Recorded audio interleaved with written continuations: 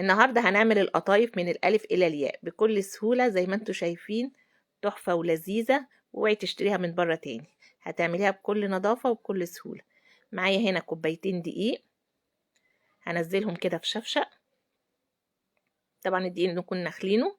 وهنا رشة صغيرة بيكربونات الصوديوم أو كربوناته، معلقة خميرة كبيرة، ذرة ملح، معلقة نشا معلقة كبيرة، وكمان معلقة صغيرة سكر. هقلب كده المقادير الجافة مع بعض. ده الشفشق الايه الدوار، تقدري تعمليه في اي شفشق خلاط او كمان بالمضرب اليدوي العادي. نزلت عليهم بكوبايتين ميه، وهبدأ ان انا بقى ايه اقلبهم كده مع بعض. زي ما قلت لك تقدري تعمليهم في بولة عادية كده بالمضرب اليدوي او شفشق الخلاط او الكبة او مضرب البيت، زي ما انت حابة اعمليها هتتعمل معاكي. بس انا ايه استسهلت وعملتها في الايه في الشفشق الدوار بالشكل ده. انا عايزه السمك الخليط بالشكل ده زي الكريب كده، واتقل سنه صغيره. هسيبه بقى يختمر لمده نص ساعه، وبعد كده هجيب طاسه اسخنها على النار، بس مش هسخنها كتير، وعلى نار هاديه. بنزل كده بالايه بالشفشق، بصب بالراحه كده، بعمل المقاس اللي انا حباه صغيره او كبيره زي ما انا حابه. بس طبعا لازم الطاسه تكون تيفال ما بتلزقش، عشان ايه ما تلزقش الطاسه، ومش بدهنها اي حاجه خالص. وبسيبها بقى لحد ايه ما بتغير لونها.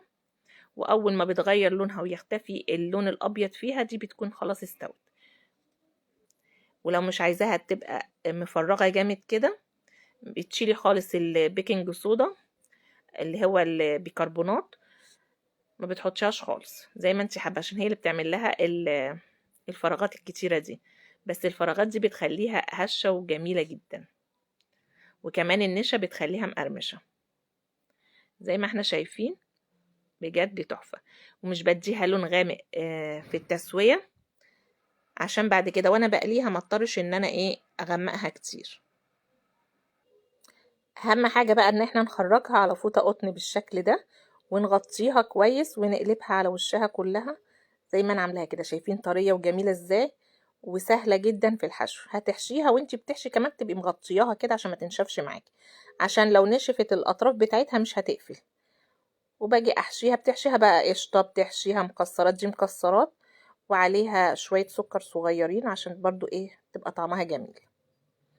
وبحشيها وبقفلها بالشكل ده. شايفين طريه وجميله وبتتقفل معايا بكل سهوله ومفرغه. بجد طريقتها تحفه، هتبقي استاذه فيها بعد ما تعمليها بالطريقه دي.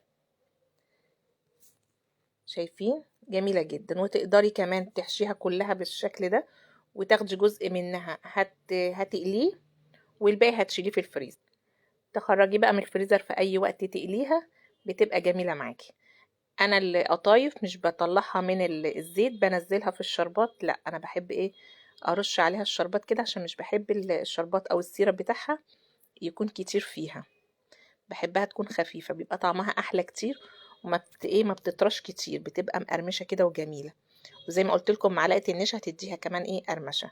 وبضيف عليها شوية مكسرات، وبس كده بالهنا والشفا.